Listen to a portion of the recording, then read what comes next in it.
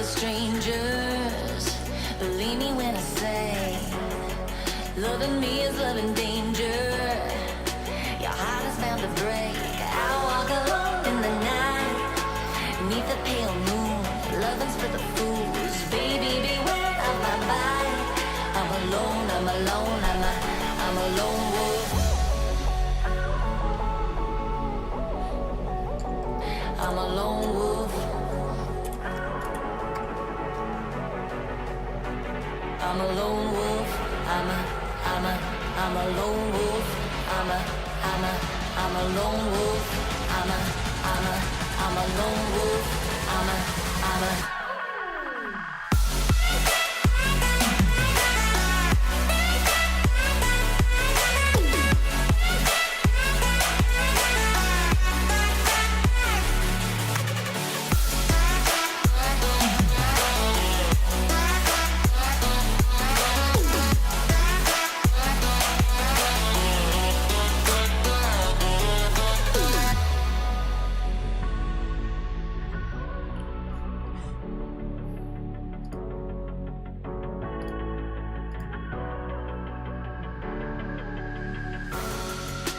creeping through the shadows and the corners of your mind.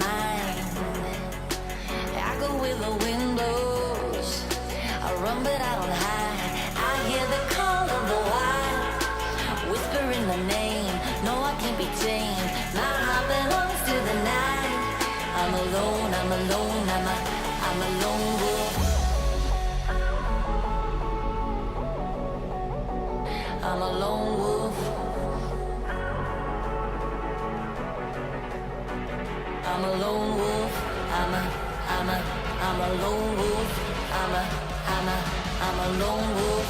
I'm a lone wolf. I'm a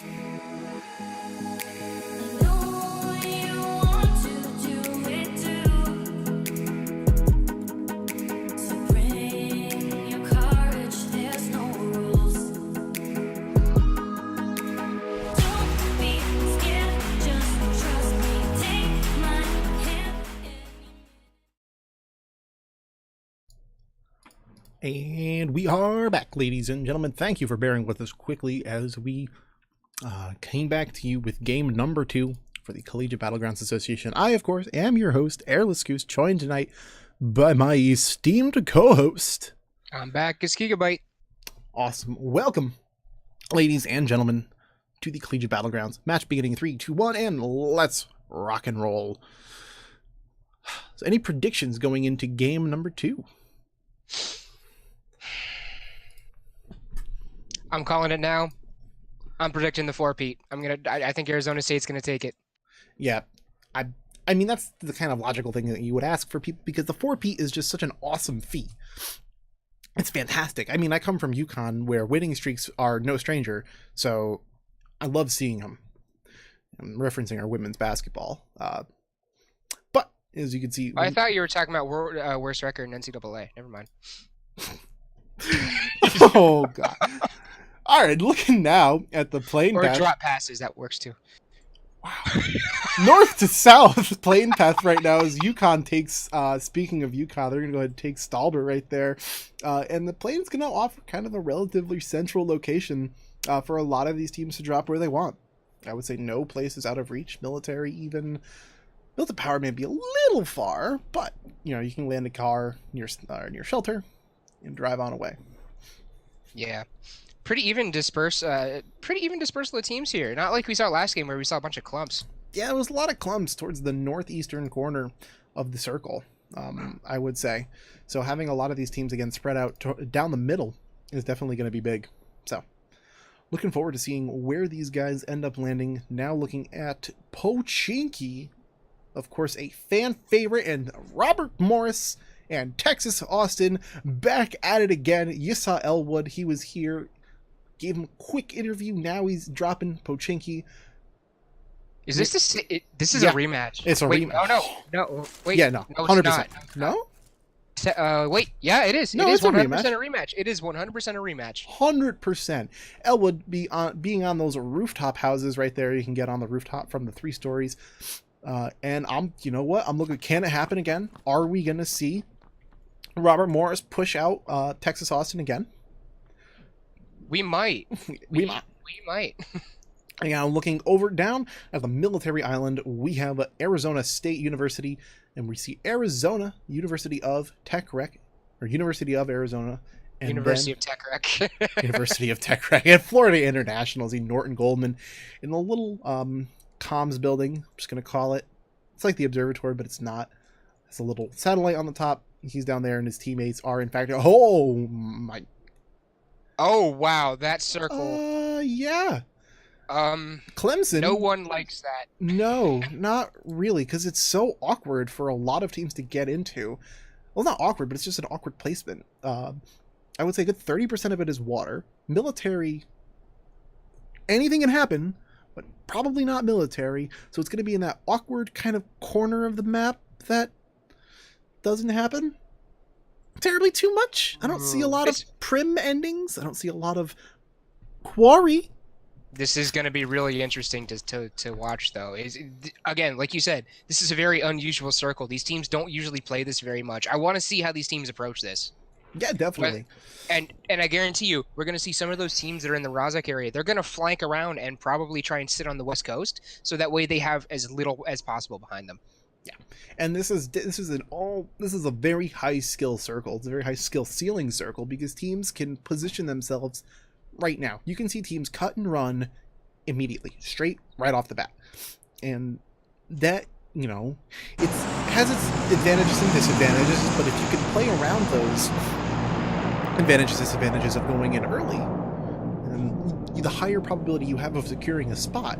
But you also may have to move into other teams such that the circle doesn't land on you. But good teams will do both. They'll move early, or move relatively early, not late, and they'll move into a compound that's generally in the center of the zone, as that's the highest chance you have of being in. And Cincinnati did that last game, and ASU to a degree did that as well, and just, you know, fantastic work out of these guys for moving in like that. But can they do the repeat coming into game number 2? I want to see it. Honestly. Actually, yeah. Another interesting statistic: Arizona State's win last game made them tied with UC Riverside for the most wins in CBA history. And keep in mind, Riverside in Season 1 was a frag fest. They were ahead by several hundred points. Competition's gotten a little bit more stiff coming into Season 2, but just fantastic work out of them in the first season. And to be rivaling, to tie that amount of wins, that's impressive. Arizona State so far has 8 wins this season. That's 8, ladies and gentlemen. 8. They have the most wins out of any team this season. Their schedule really quick. Yeah. This is week 8. We're in week 8 right now. That's an average of 1 win a week. 1 win per week out of 4 games is about 25% win rate. My math may be off. Yeah, it is. It's really rough to get that kind of win rate in pubs, let alone in CBA. In CBA, yeah. So a 25% win rate, they're insane. They're fantastic. They're doing very well. But not to mention all of these other teams that are also doing just as well. So, looking forward to seeing if, you know, we'll have some competition.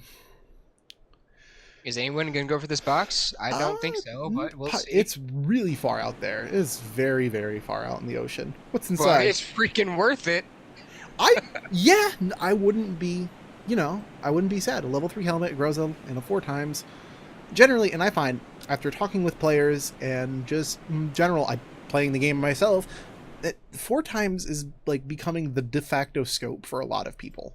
If you could spray with it, you can take long shots with it, and it's all over for the most situations. It's the best. It's that new fast tapping technique that's come into so much prevalence, not just in CBA but in the pros as well. That gives that 4x its incredible power, especially if you have like an M4 or a Scar will do it too. But with an M4, that fast tapping is it's an unbeatable strategy to use. And if you can perfect that, your gunplay is going to go up just instantly. 4x is very high, and I mean, I think the one thing that they could change would be the 8x. And if you switch between the 8x, so if you scroll up on the wheel, right, because it's variable zoom now, right, and it's on the 4x. So if you zoom out or you rescope in, it'll keep that level of zoom. But it may have been changed. But for a while, it was the fact that when you switch weapons and switch back, that level of zoom wouldn't be saved. I want to say that it's fixed and that it's not a problem anymore. But 4x people just gotten used to the default 4x zoom, and it's become a staple on. For heck's sake, I've seen it on a UMP before. Okay, like. I'm not entirely sure if they fixed the variable zoom with that, because they haven't fixed the variable thing with the dot either. Because you switch weapons and all of a sudden it's back to the same intensity brightness that it was at. So, and I mean, if that happened, a lot of people would use the 8x like a 4x. But then again, you come to the whole thing where you have less FOV because the 8x fills up your screen more than the 4x does. Yeah, like if I find a sniper early game and find both an 8x and a 4, tech rack, Major Big Bear, a little bit of an accident with the boat. I thought no. Wait, no, there's a. Underwater. I think no. You know, a lot of it is people. Is he getting res? Yeah, he is getting. Yeah. What the heck? He is res. I think a lot of the times people go down, they drown in the water because, when they get hit, they fall all the way to the crater. Oh yeah, because for some reason the water physics don't take effect when you're down. Yeah, so you just fall straight to the bottom and it counts as falling down, and that's why they die. But Major Big Bear is able to get res, as a little bit of an accident with a what do you call it? A little bit of an accident with the boat. Elwood knocking out Trickster as the Squalid movie is well going to get rid of them. Here comes Texas Austin taking a little bit of revenge in Pochinki as they drop down. And Elwood going to be pushing up a little bit farther, trying to catch Robert Morris out. Squalid movie going to be holding a little bit more forward position, but he's going to turn away and run now. Robert Morris deciding, nope, we don't want to deal with this anymore. Probably a good disengage from them. They know what happened last time. They know what Elwood is capable of, and they just don't want to do it. Yeah, call me Avian as well. Kind of let us see that red dot. Precision aiming with these guys. DeGrotto, though, going to be finishing off that kill. Call me Avian or knock him down. Squall movie is super low as well. You see him take some shots. Squall not able to connect, though. Really close shots, though. Squall movie is super low, and Edwin Ace is as well. Call me Avian on the rough spot. Edwin's actually going to get shot right there. Elm Zero on the kill feed getting hate. DeGrotto going to finish off Call Me Avian. Oh yeah, and there they go. Just good fights overall. But Washington enters the fray now. As you can see them approaching from the east, is going to come right up on Texas Austin, engaging Robert Morris. So interesting to see what will happen with these guys, because they definitely hear the shots. A lot of early fights here. Surprisingly enough, we came in with 51 players and 48 left. Elm Zero will knock out Chub Bubba and finish him off. Cincinnati, Elm Zero popping off this game. And is he alone? He's kind of alone right now. No, he has his two teammates on the hill. Up the hill, but for all intents and purposes, he was alone for that fight. His team wasn't directly in a position to support him, but he did manage to get the one pick and no down from Oregon. When I was talking to Elm Zero the other day, he said that Carpe, who is Cincinnati's shot caller, Carpe kind of has him on a leash, is what he said. So he gives Elm Zero some leeway, because Elm Zero will kind of like get tunnel visioned like quite often, trying to get a kill or something like that. And Carpe kind of has him on a little bit of a leash, where he lets him go a little bit, but at the same time has to try and keep him reeled in. So that play right there is a perfect example of that, where Carpe was like, all right, I'll let you go get this kill, but just make sure you're not going crazy out there. Yeah, and I think that's the important part of an IGL, is to keep your fraggers in check. You don't want them to go and play like a solo game.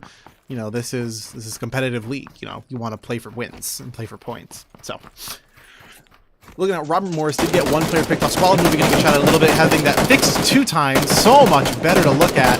Degrado, Elwood actually going to get the fix for that kill, and Edwin Ace is already really far away. Probably no chance to res Squalid movie right there, leaving Robert Morris with 1 player. Absolutely not. He's just going to leave him. Yeah, no, you're too far away. You're more than 100 meters away, and you're not going anywhere. So now, again, Arizona State University pushing up onto Team 4 right now from Cincinnati. Going to be rolling up with the car. Wild Honey Badger.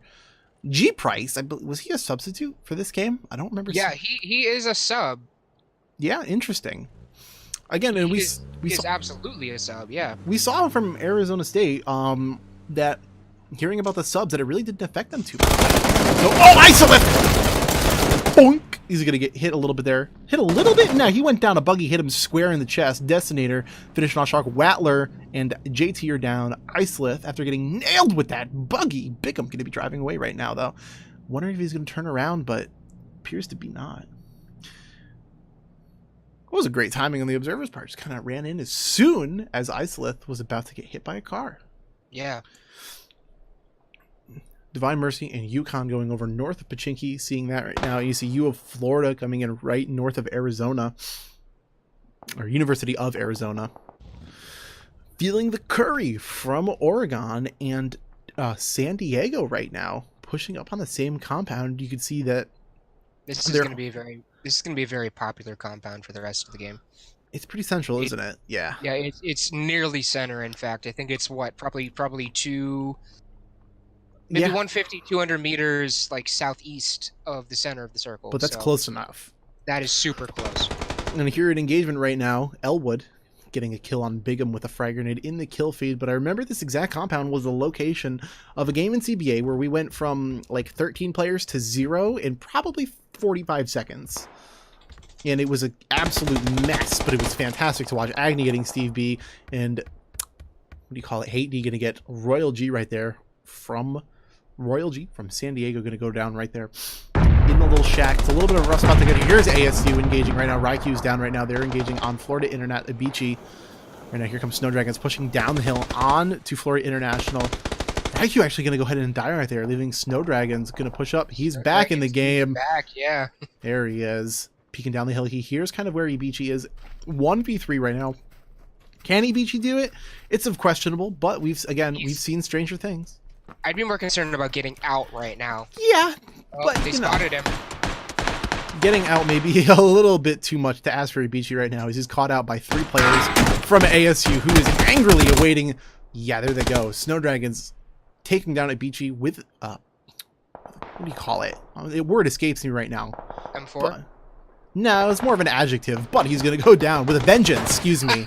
Feeling the curry, going to go super loader with a vengeance for taking out their shot caller, Raikou, so early on in the game. Feeling the curry, who's going to go ahead and med up right there. He was almost dead. Not quite, but almost. And again, this is in the middle of that long-range slap fight we were talking about, or I've been talking about for a lot for these games, because it's just become such a good moniker for a lot of these engagements. You see Royal G is up and at 75% health. He's going to take a little bit of damage. He's going to go peek back in and heal up a little bit. It's not going to be, it's not terribly damaging. He's going to bandage that. Yeah, it looks to be he's actually doing, or no, he first aided there. But same difference really. He's going to heal up and they're going to re-peek. They only have 2 players, important to note. Currently, Oregon only has 2. They're still kind of injured from that engagement with University of Cincinnati. Speaking of University of Cincinnati, they're about to have a rematch with UConn. That's very true. You can see that coming down right there. Cincinnati and Divine Mercy in the car a little bit, and then LED, and Grit J and Mr. Muffs are over towards the northern end. It's possible they don't engage if UConn just wants to play it passive and explore these areas around the hills. They could just kind of hold there. Icelith taking some. You hear those 2 car shots ringing out in unison onto Texas Austin as Hold'em ID is severely out of position from his team right there. That could end up playing into their favor though, because I'm pretty sure that the zone's closing in. So as Elwood goes down right there outside of the zone, he's going to tell his team to leave him. to Grotto taking some shots. Yeah, Oh, he's got to take on the entirety of Washington squad. Yeah, I look take at that back. Never mind. look at Holden. He's coming up inside right now, and that's going to be, that's a tall order. I'm going to be straight up. Tall orders sent to fall flat, and as Washington puts him down right there. That was a nearly unwinnable situation for Texas Austin, getting caught out in the zone. Again, that's what I said. Maybe they didn't leave early enough, and they ended up getting caught out by the zone there, and Washington happened to be the ones to take him out. Yeah. So now we're going to see this circle. Wow, that definitely flanked north. Mm-hmm. Hard north. These teams, yeah, that was, wow. Mm-hmm. That was I mean, it's an easier fight, I would say. Destiny are going to finish off Elwood. I saw that in the kill feed, but it's an easier circle than playing on the coast. I would definitely say. What the heck is Edict doing? So you have the 3 members of UCSD just sitting here in this warehouse, and Edict just out like pissing in the field. What the heck? That's a great question. I'm not sure. We've seen teams do that. This is not the first time I've seen it. I've seen UTK do it in Yasnaya. They've done that before. I think I might know what he's doing. So at this point, UCSD knows, they've got to know that Oregon is not a full team. They may not know exactly how many are in there, but they've got to know that they're not at full strength. So they're like, okay, we've got this covered. Go get advanced position and stay in the circle. So just in case something does happen, we're not completely dead. Mm-hmm. And like, I see a lot of teams do that. You want to have the safety net because this game is so unpredictable. A 4v1 can turn into a 1v2 very, very quickly. As we saw that last game where University of Cincinnati first had that compound. Then UConn came and took it over. Agni going to go down as well. Was that it? No, that wasn't. No. Let's not go crazy here. No. So the ASU's they're not out yet. But Team 10, we got Colorado Boulder pushing up and going to knock and kill another member of ASU, leaving only 2. ASU put in kind of a predicament here. You see Koibos. He has that ghillie suit on, peeking left, peeking right, doing the PUBG shuffle, trying to land those headshots. Snowdragon's just able to land shoulder shots and body shots.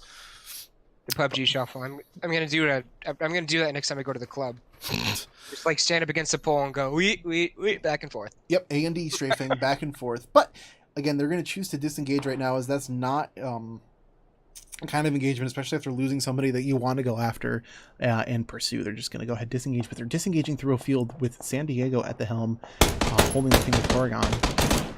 UConn looking a little bit rough right now, as you see Grit J is down. Wild Honey Badger from Cincinnati. They did indeed engage these guys. So they're going to be able to get the res, though. Again, a long-distance slap fight. Yeah, they just take shots. Nothing matters. Mm-hmm. Well, meds matter, but at the end of the day, you're going to get up, you're going to heal, and it's going to be all right. Yeah, but I mean, really, at this point, you're not getting out meds out of the other team. Yeah, but I mean, unless you are planning on engaging that team alone for the next like 10 minutes, that grinding out of their meds is probably not going to do a whole heck of a lot for it. Yep. Again, the long distance slap fight between Oregon and San Diego right now, just kind of still happening. DeGrotto going to finish off Mr. Muffs. Big Cheese Boy is down as well, actually. DeGrotto from Texas Austin. Texas Austin's still alive. Oh yeah, here comes Cincinnati. You're going to see G Price can finish Big Cheese Boy. Beam reaching going down to very low health. I believe Wild Honey Badger was the culprit for that one. Noob's gone wild. Full health, but low. Kind of just on the outside of the zone. I can't believe Texas Austin's actually still in it. Yeah, that's kind of... That's impressive. Yeah. Given what happened. This is another situation of we see University of Cincinnati, one of our elite teams in CBA, engaging 2 teams at the same time and doing it quite effectively, in fact. Yeah, and you can see that taking shots at Noob's Gone Wild, and like Agni was saying in the interview earlier, it's just about trust. And can your team handle what they're shooting at? You know, can they handle the one team? Can they apply enough pressure to keep them at bay and not go down and give the other team an opportunity to push, which you have to then turn attention to the team that's pushing you, so on and so forth. Casual Guacamole taking some long distance shots, and this is team number 10, Colorado Boulder. It's a dangerous game to be engaging a lot of people, but if you have enough trust in your teammates, you can do it. I definitely believe. Royal G still out in the middle of nowhere, in the wheat fields. Royal G be pushing on up. Lens, Actually, Edict. UCSD is entirely spread up right now. Look at that. Look at that. Royal G is a solo boy as well as Edict, and then Lens and the other one remaining member, and Terrence, I believe. Team 5, just kind of chilling out in the field. It's an interesting. The play zone's about to converge. We still have 11 teams, and oh my! If this swings south, we're going to see a bloodfest. It's just going to be a bloodbath. Seriously. Either way, I mean, with this many players in this small of a circle, Royal G taking some shots right now. Snow Dragon's beefing a little bit, not able to finish off the last shot remaining. Last shot to finish him off. Fallen Angel behind the counter there, behind the little shack, now engaging onto Washington, who's up on the hill. Again, you hear the silenced M4 spray down as they drive by. Royal G going to get beam reaching with the M4. And you see that UAS slowly and sadly drive away as Clemson University gets eliminated. Fallen Angel going to get Destinator. Kyobo is going to get Royal G from San Diego.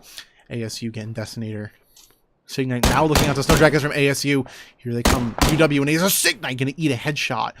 Not going to go down though. He's super low in the frag and the smokes coming down as Washington tries to regroup and reheal. Here the smokes coming down to res his teammate. Just great work. Looking at Captain Tasty right now. One more. There he goes. Kyobo's going to finish him off. Great shot coming from Signite there. Yeah, just, again, a lot of engagements. I want to see where the circle lands because there's still 28 players. This is insane. Down to Puck. Going to finish off Edwin Ace for the 10th place finish. Platypus finish off Captain Tasty. University of Florida in an unexpectedly great position here. They're kind of just behind that hill and just kind of saying, you guys fight, we'll sit here for a little bit. Yep. And at the end of the day, that's what wins games. How do you think Blackbrain got to 3rd place in that game? He didn't do anything. And that's the best way to do it. Look at this. Look at University of Arizona right now. Argonaut. It's just like, yep, this is what's happening. We're in a shack, and one frag grenade can kill all of us, but, you know, we're alive. Hey, guys, what's up? you wanna go get pizza after this? Yeah, sure. Yeah, sure, let's go for it. But, like, a lot of it... Like, you know they're just talking about, like, BS right now. So. Yeah, no, because in that, you really can't get spotted out in that position, given the amount of teams that there are right there. And even one frag kill you, one frag can kill all 3 of you. If nobody knows you're there, nothing can kill you, because they don't know. So, it's still 9 teams and 26 players left alive coming into the 5th circle, I think. Oh, boy. Oh, no. ASU. Why is it ASU always get the perfect circles? It's a magnet. They're so good at positioning they can do it. Penguins, Team 18, looking at U of Florida engaging UConn right now, taking good shots. Divine Mercy going to be the one to lay down some... Oh, no, that's Washington from behind. Oh, no, they just got caught out. University of Florida. Oh, no, down to Huck. Oh no, the last remaining player is Washington, now going to be pushing on. UConn hears that. They may see who it is, and they're going to decide to peace on out. The UW, again, still strong. 4 players left alive. Inadvertently may have just saved UConn right there. Yeah, they might have. I mean, they at least saved probably a couple fatalities from UConn, because they could have just walked up behind, popped a couple off. UConn probably could have still won that, but... Oh, University of Arizona! Here they go! Major Big Bear. And Argonaut is down. They engaged somebody. We missed the quick fight. And Terrence. San Diego! They took out San Diego right there. Oh no, there they go. And they just got gifted... are you kidding me? Oh no. Arizona State just got gifted... The care package. They dropped right on top of them! Rigged. It's down to Huck.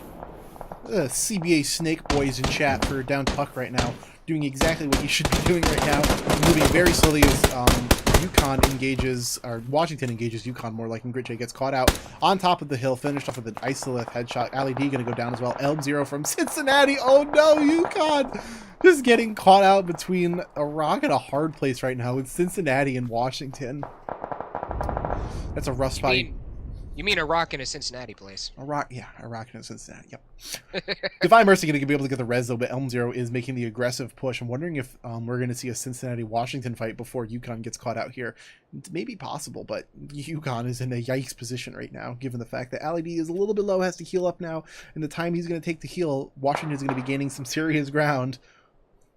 We're about to see some stuff go down, ladies and gentlemen. Destinator pushing down, checking his out. Going to catch Ali out. Finish off. Divine Mercy. Last remaining player. There he goes. Isolith going to finish him off, and that's going to be it for UConn. But here comes Honey Badger. Right out of the frying pan and into the oven. Signite going to go down as well. With a good wild Honey Badger. Beef to spray down a little bit, but Detonator super low, but wow. Cincinnati. They did it. They cleaned up. What a great play. They flanked around Honey Badger with a great half wall peek. Fantastic work. And they're able to get out of that. Wow. I can hear it in your voice. You're like excited at the play, but darn, UConn died. Yeah. It's not last. I will tell you that much. It's not last. No. So that's better than Sunday's performance. However, just Cincinnati and ASU. Now it's who's going to win down the hook. From University of Florida, still alive. Look at them. They're just taking shots over down at Team 10. Colorado Boulder, Kyobos with that Mark 14 ghillie suit combo. 8 times they're out of the zone, but ASU is still in the zone. Oh my, what? Really, what is this? What is this? What, you know, all right, like I was saying earlier in the game, you position yourself well and give yourself the best chance of getting the, but like, you're rolling lucky sixes tonight, ASU. That's kind of ridiculous. Crazy. It's actually watch them get it crazy. again. Watch them get it again. You know what? We got 40 seconds till the zone starts to close in. We got Cincinnati fighting Colorado Boulder right there. Oregon as well. It's the PUBG guys are just like, we want you to get the 4 feet. Yeah, right. Falling like at this point, you just play the circle here. You let the other teams. You hear the engagements. You may even see the two teams fighting each other. Oh no! There they go. Casual guacamole. Team 10. Colorado Boulder taking the shot. Kyobos is well going to get really though. Nice Elm Zero going to get Kyobos. Fallen Angel knocking out Casual Guacamole and Snow Dragons finishing him off. Combination fight between Cincinnati and ASU. Oh, you know Elm Zero is mad about that one. Mm-hmm. Oh no. Yeah, definitely. But on the flip side, he's very happy now that he knows where ASU is. Potentially happy. Let's see how the engagement goes down. Surprisingly enough, Colorado Boulder not dead. He's outside the zone. He's in a bad spot.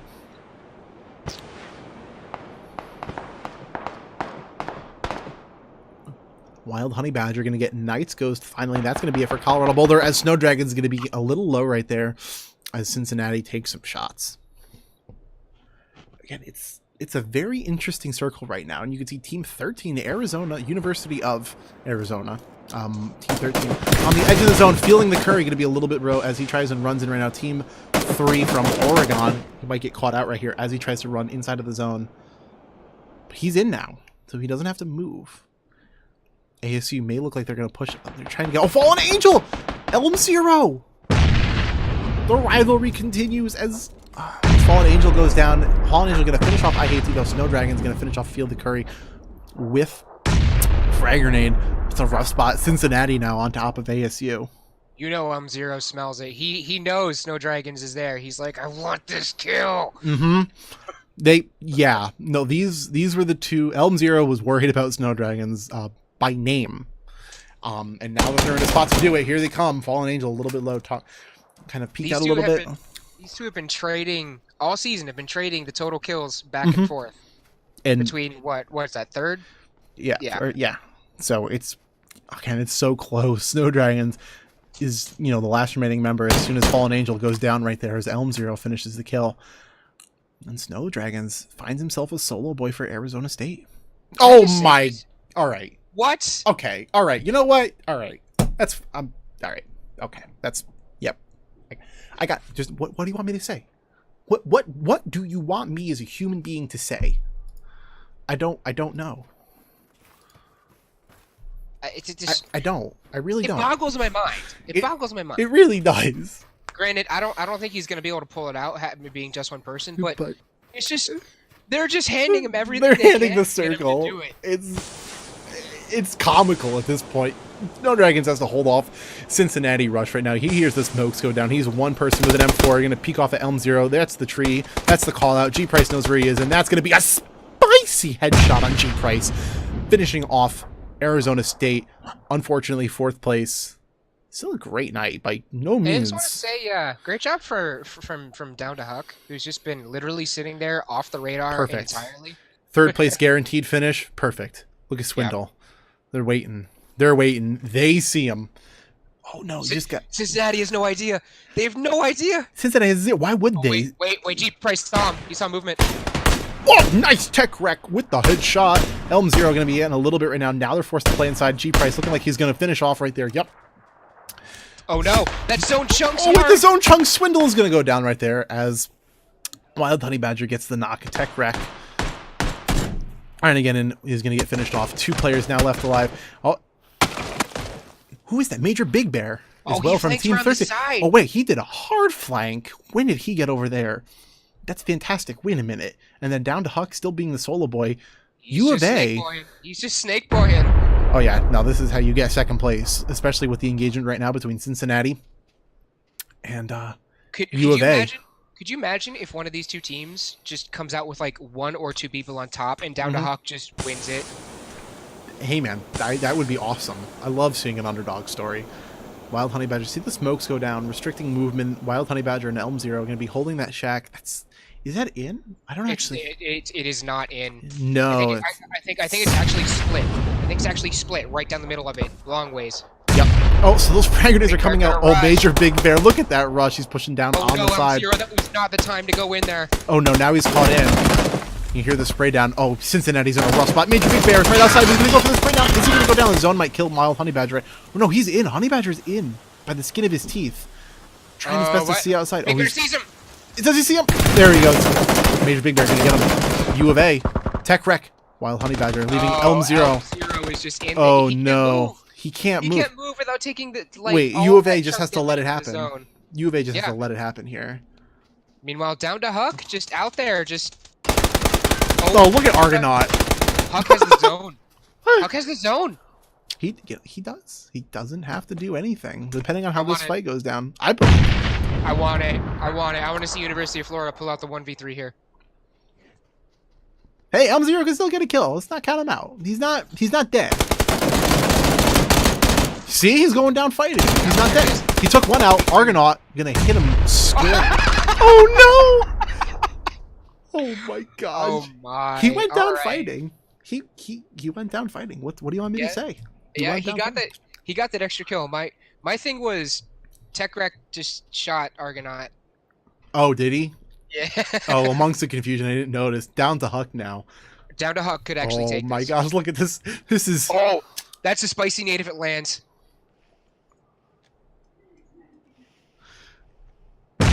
These are all spicy nades. These are all spicy because he hears where they're at. Oh, that was so close. Oh, Argonaut. Oh, what?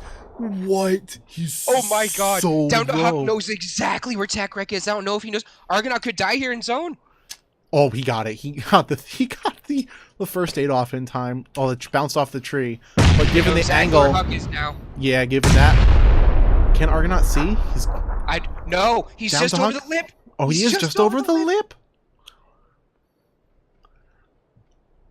It's anybody, down to Huck could do it. I'm gonna hear those shots being fired as Argonaut pushes to the side. Down to Huck, not gonna take it, and University of Arizona going to take game number 2. And University of Florida coming in second, and Cincinnati coming in third. Fantastic game. And then 4th place, Arizona State. 5th place, I Hate D, Chubba Bubba, and Feeling the Curry. Actually, that is University of Arizona's first win this season. Congratulations for their first win of the season. Actually, that's their first CBA win overall. Well, congratulations to U of A for a great 6-kill win. Fantastic work from those guys, really playing it well. Took the engagements as they wanted to, played it very passive, and ended up winning, and it paid off for them. So congratulations. Just that was just a wow. that finish. Great job by Down to Huck to survive that long. Mm-hmm. Great job. Great job. I mean, the patience that requires to just do nothing for that long is it's impressive. Yeah, it really is. And again, a lot of that is like we saw Elbow talk about it in the interview before, is just that you have to you just have to pick your battles. And that's again what it comes down to. Is just picking your battles, and once you pick your battles, you use your individual skill to compensate for that. Yeah. No, he wouldn't have risked it. So I hear. yeah. I'll do it. Team What? captain dibs. What the okay. Yeah, get Are we? No, I don't know. So again, we're just trying to see if we can get anybody from University of Arizona in for an interview, get their thoughts on the game.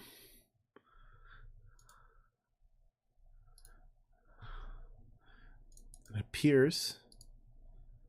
appears we do have Swindle up for From- an interview. So we'll go ahead and switch on over to his thoughts on the game. Okay, good evening, Swindle. Good evening. And congratulations on your first win in CBA. Thank you, thank you. How does it feel coming out? It the feels first feels really good coming out with our first win. If I'm being honest, we weren't really expecting to do this and play at a level where we're gonna win. win? So I get that, dude. I get Yeah. that so much. my question for you guys is: you guys went and held the what do you call it? That little shack. The shack. Yeah. Is that something you guys have done before? I know that's a risky play, especially because one nade or one Molotov could spell disaster for you guys. But That's not something that we've done in a CBA match. It was that or snake it, and we like taking our chances better. So we went for the hut. We made sure that no one's guns were sticking out of the walls. That way that we couldn't get peeked from a distance. And we all had a very short discussion on the order in which we were going to walk out of the door. oh, really? What was that Just in case conversation they- like? Well, we just lined up in like an L, and it was pretty much like, if we hear a frag, we're getting out of here. Like, we're not going to die to a frag. That's Interesting. probably a good conversation to have, honestly. Yeah. Me being in the military, that's something that you just have in your head. But that is a very pertinent tactic to have to know. It's like, okay, we're all piled up in this room right here. What's going to happen if someone throws a grenade in here? And then I know you took that one engagement. I think it was Oregon that ran up to you guys. What was your kind of thoughts as they rolled up? Why did you decide to engage that one, or did they engage you first? So we heard the bike coming up, and basically what happened is it was we get fragged or we go out. And Tech took the call, and he just kind of went out, and we all filed out, took the fight. We only took Argonaut down. He was actually the only player on U of A that took damage from that fight. Oh, So- really? Yeah, Do you think So Oregon that expected was- that? I do not think they expected it. They tried to hop on and peek the window from outside, Yeah. but that didn't really work out for them. So And then again, going into the last game, when did you realize where Down to Huck was with the frag grenades? Like, how many frag grenades went by before you were like, oh, that's where he is? I died early to Elm's team, and then I was trying to give call outs like, hey, I only saw 3 at that hut. We haven't ever seen a 4th. There is 6 left. We've downed 1. That doesn't, like, that math doesn't add up. We got to watch out for other people, but we were convinced that there was maybe the last player just was always in that hut. So we played it out fighting them, and then we realized, literally the last moment we realized that Huck was still alive was when he was throwing those grenades. Definitely. So, yeah, I mean, just overall, how do you think you guys played? Did you guys do anything different tonight than your other nights that kind of may have done your win for you? We did a really obscure drop. So we dropped Shelter. Oh, and then, really? yeah. So it was a pretty obscure drop, but How often do you guys practice that? oh no, we dropped Millie. That was the first diamond match that we dropped Shelter. We actually dropped Millie. We were uncontested at C block at Millie. We were fairly looted, and then we just decided to get out of there. ASU. Yep. We're at Millie, so we just didn't want to pick a fight with ASU or the other team who was there. So we just decided to book it out of Millie. It's Yeah. probably a good idea, yeah. Yeah, probably. I mean, especially because the circle was most likely going to land on the island, and you would have to move out, sooner rather than later. Yeah, we ran into some trouble when we were getting in our boat. We actually started from a ferry pier, and then we managed to run one of our own over Oh yeah, that's right. I saw that. So what happened there? I realized you guys had made that mistake. Yeah, so we all hopped in the boat, and as soon as we started taking fire, had backed up, and then one of our players jumped, and it just clipped him, and that was the down. But we managed to get him up, and then we all survived. I was a little bit lucky, I would reckon to say, because a lot of the times you don't know like how deep the water is. Oh yeah, it was definitely lucky. We had one person take off, and we actually left one player in the water, and then 2 of us took a jet ski away. Yeah, I haven't really seen jet skis, but either way, I mean, I would take one over a boat if I had the ability to. That's just personally my choice, though. They're more maneuverable. They're faster. You just kind of want that over a boat, but yeah, that's my opinion. So I would just like to say congratulations again on your first place for tonight. And I wish you guys luck for the rest of the season, hoping you guys can continue the magic. Thank you again. Yeah, not a problem. And have a great night. You too. Now, we are about to get Elm Zero in this lobby, and we're about to get an interview from him to see his take on that last engagement. Yeah, and like kind of his whole situation, I guess through the night, and kind of how he went in, how Cincinnati went into the night, what their expectations were, and because again, it's a team we've seen a lot of good stuff out of tonight. We see a lot of good things out of University of Cincinnati all the time, but tonight they really had their skills on display for taking multiple teams at the same time. But here he is. What's up, Elm Zero? Hey, how's it going, guys? So yeah, just congratulations. It was a really good night for you guys. You guys played very well. A lot of good strategy and tactics coming out of you guys. So yeah. So what do you think? What are your thoughts on the games tonight? How did your team do overall? We did great. Honestly, there's a couple times I like to top frag out in every single game. Definitely my guys are a little bit more level-headed than I am. They're definitely more level-headed than I am. If you ever watch me play, just like specifically, they'll all sit in like rooms in a compound, and there will just be me, and even Carpe, our team captain, was like, Elmo, what are you doing? And it was just me running around in the open. And that's just like my playstyle, because I'm always afraid that people will run up on us and they will basically get us by surprise and try to take us into a close combat situation, where I like to keep people at a nice mid-healthy range. But yeah, it's sadly, it came down to the end there in that shack, and we got cornered on a 3v2, and there just was nothing I could do besides get an extra kill and kill. I think it was Bear or Big Bear. Yeah, from U of A. I was really surprised you ended up getting a kill in that sense, because that was just a rough spot to begin with. But oh yeah, I knew I was screwed, and that was kind of sad.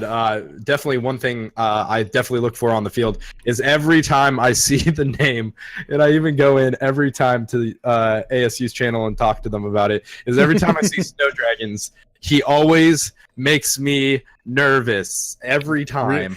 Yeah, that was going to be my next question. I know you were saying a little bit earlier that maybe ASU had you guys a little bit worried there, and both games you guys got into engagement with them. So, what kind of went through the comms when you were going in, and what did you guys change your game plan when you realized, oh, this is ASU? How are we going to handle this? Definitely, my guys know how bad I want to try to eliminate ASU, because I see them every single time we've been to the third or second place. It's always ASU standing in our way to get first. And every time I see Snow Dragons or ASU, I definitely try to aim for them, and I try to hear the shots. And my guys definitely, they're, like I said, they're more level head. When I hear them, I just want to try to go into their vicinity as bad as possible and try to eliminate them, which something that I personally need to work on. But that's just my playstyle. Luckily, I can say this for UC in our team, is we're definitely shifting from that anchor sniper mentality into a very UTSA gun and run only assault rifle situation. So it's definitely interesting to see.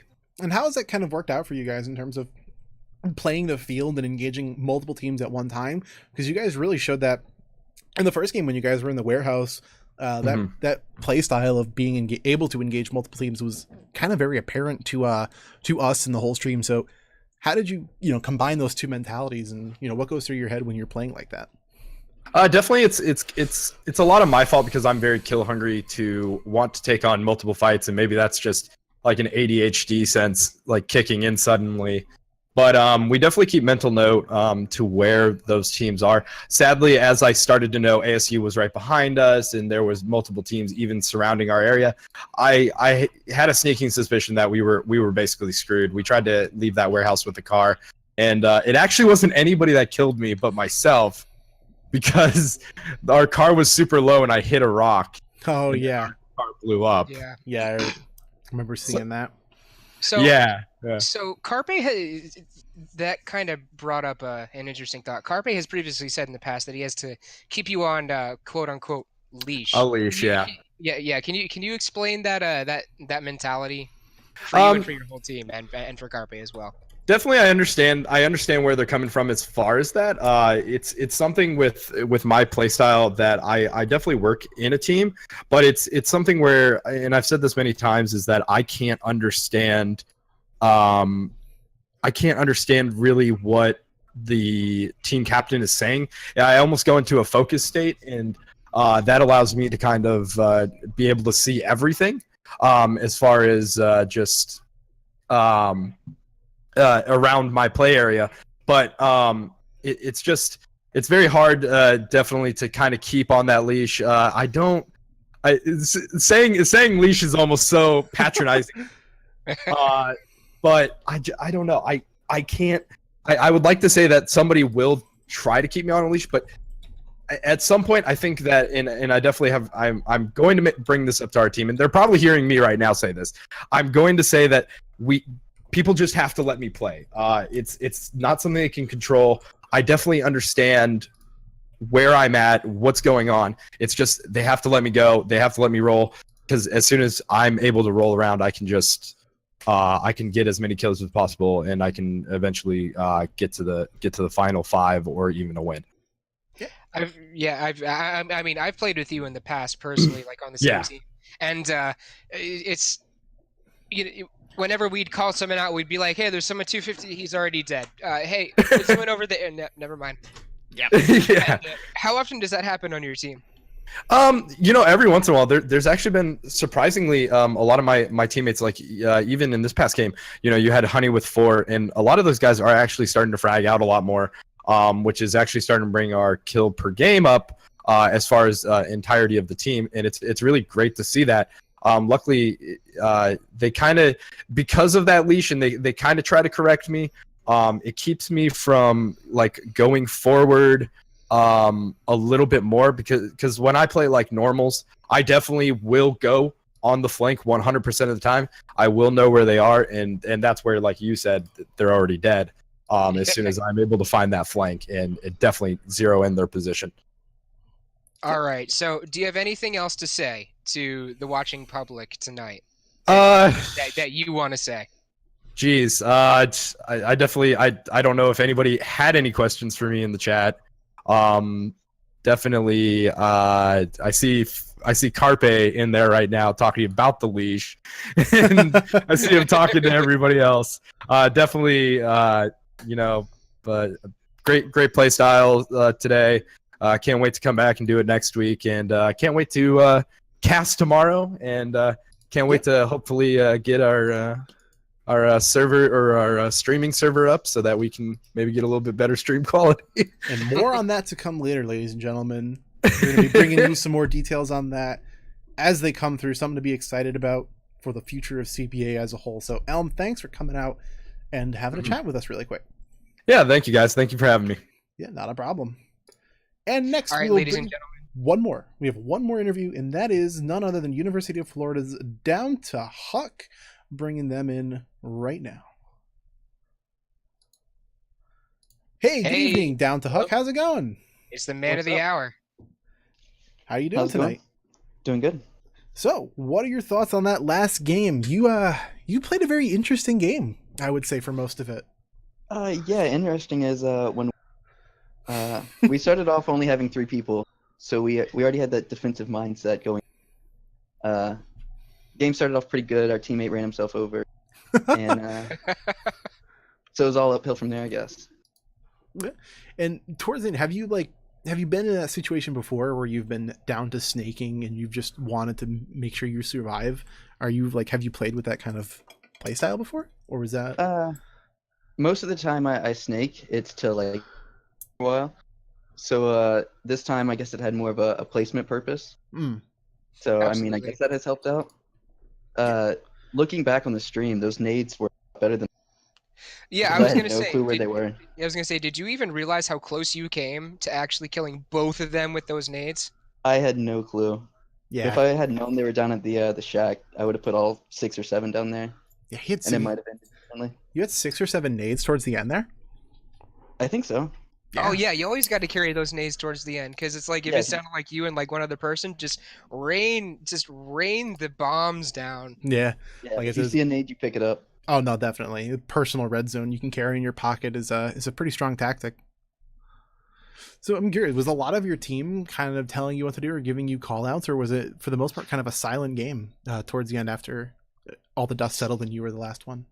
Yeah, some of them were trying to tell me what to do, but we have a friendly relationship, so I was quick to tell them to shut up. Yep. And a lot of that They you were just they were dead at that point, so their input took less weight. Oh wow! Oh wow, it's throwing some shade, but Shots have been fired. shots actually not a whole lot of shots. I didn't fire too many shots. No. Yeah, no, not too many shots that game. So do you think you guys what would you say was the big thing you guys took away from this game and from tonight in general, kind of going forward into the next series of games on Sunday? It looks like our best chance at getting high placement is to not carry. Yeah, and you know what? That's a very perfectly valid strat. And we see So a if lot. we work on using those guns, we could become a threat to the team. Definitely, I agree. I definitely. What would say is is it the gunplay or is there anything else? Is there anything else that your team really has to work on some more, in your opinion? I mean, just having all 4 players would be a step in the right direction. Working on like team plays and executing on like compounds would be an improvement. Just something I see higher level teams doing. Yeah. Do you guys have a spot that you usually drop to? Like every game, you decide on one spot. We normally go as far away from the plane as we can. That's just our mentality in getting weapons and then taking fights and not trying to fight over a good drop spot. So Interesting.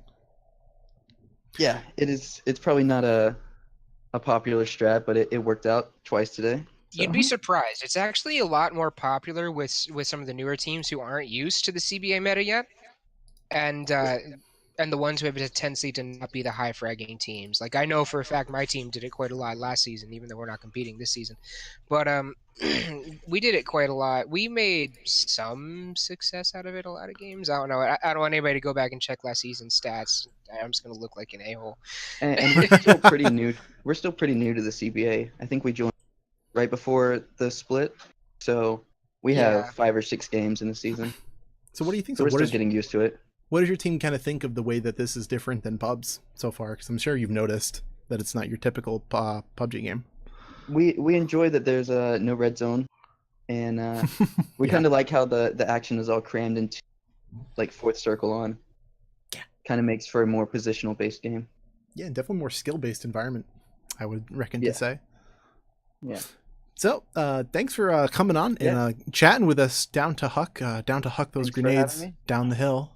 I would just kind of thought of that, but we appreciate it, and That's we, my job, Goose. I know. I'm sorry. We wish you all the best going forward into the rest of the season, and we hope you guys have a good time. Yep. Thank you.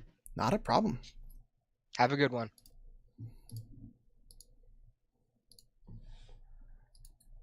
All right, ladies and gentlemen, thank you so much for sticking around and for listening to those wonderful player commentaries. It's very interesting to get these perspectives from everybody.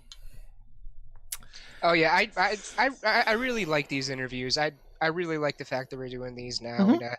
and it really lets people get an inside look as to what happens with these teams. Yeah. And with that, ladies and gentlemen, that will conclude our Diamond Division stream for tonight. We hope you enjoyed everything that we brought to the table tonight. If you did, you can click a follow button to be notified for when we go live. You can also follow our social media on Facebook and Twitter, linked down below to receive updates about the league. But if you have any questions or concerns, want to directly contact the players or the staff, you can go ahead and join our Discord, also linked down there. And you can also subscribe to our YouTube channel. This broadcast and all past broadcasts are archived on there. So if you want to watch the Season 1 playoffs, or if you would like to watch just any game from Season 2 so far, you can go find those on there and check them out on our YouTube channel. That's youtube.com/collegiate PUBG. In addition, we have the Snake Boys emote. I don't want to say it's new for much longer, but it is there. You can see it in the chat. We've seen it kind of tonight going all the way around.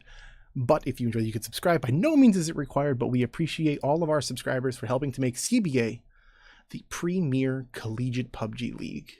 And I believe my ending spiel has concluded. Gigabyte, any final thoughts for tonight? Great games from tonight. It was great to see Arizona State almost get that 4-peat. They got the 3-peat, but they just couldn't quite pull off that 4-peat because you know what? University of Cincinnati just frags too much. Mm-hmm. And also great to see the ending of that last game. The first game was pretty intense too, towards the end. So always fun to watch, always fun to cast. And with that, ladies and gentlemen, I have been Airless Goose. And I have been Gigabyte. And with that, ladies and gentlemen, I bid you all a fond good night. We will see you tomorrow.